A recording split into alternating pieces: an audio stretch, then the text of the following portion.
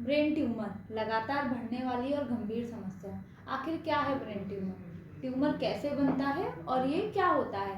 Hello friends, मैं हूं doctor Lakshmi Jain और आज बात करेंगे हम A to Z सीरीज के सेकंड अल्फाबेट के बारे में, जो है B for brain tumour. Cells के लगातार रूप से बढ़ने के कारण जो एक गांठ बनती है, हम उसे ट्यूमर कह देते हैं। अगर ये गांठ हमारे ब्रेन में बनती है तो उसको ब्रेन ट्यूमर कह दिया जाता है।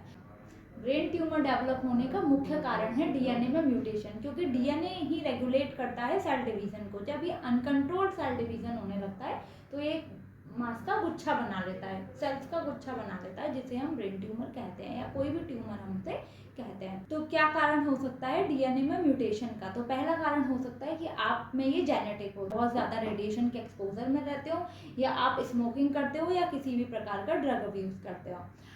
अब हम बात करेंगे कि हम कैसे पता लगा सकते हैं कि हमें ब्रेन ट्यूमर है या हो सकता है।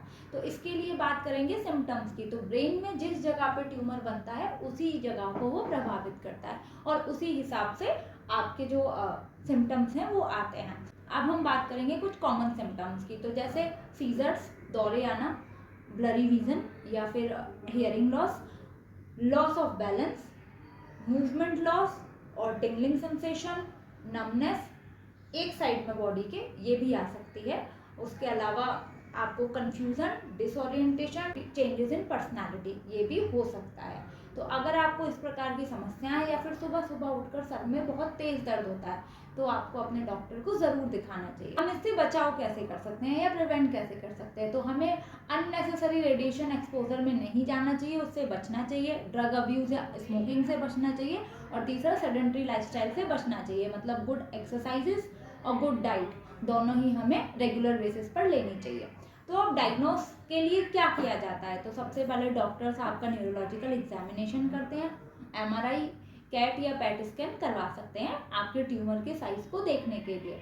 इसमें ट्रीटमेंट क्या दिया जाता है? तो ट्रीटमेंट के लिए काफ़ी सारे सर्जिकल प्रोसीजर होते हैं जिसमें ट्यूमर को निकाल दिया जाता है, ट्यूमर की गांठ को, या कीमोथेरेपी या फिर ड्रग थेरेपी, जो भी आपके ट्यूमर के साइज और शेप के अकॉर्डिंग होता है वो डॉक्टर्स तय करते हैं कि आपके लिए क्या ठीक है। तो ऐसे ही वीडियोस देखते रहिए, प्लीज़ सब्सक्राइब करिए। और अगर कोई भी डाउट है या कोई भी प्रश्न है आपका तो आप मुझसे पूछ सकते हैं, हम उसको अगली वीडियो में ज़रूर डिस्कस करेंगे। तो थैंक यू गाइस, और प्लीज़ स्वस्थ रहिए, मुस्कुराते रहिए।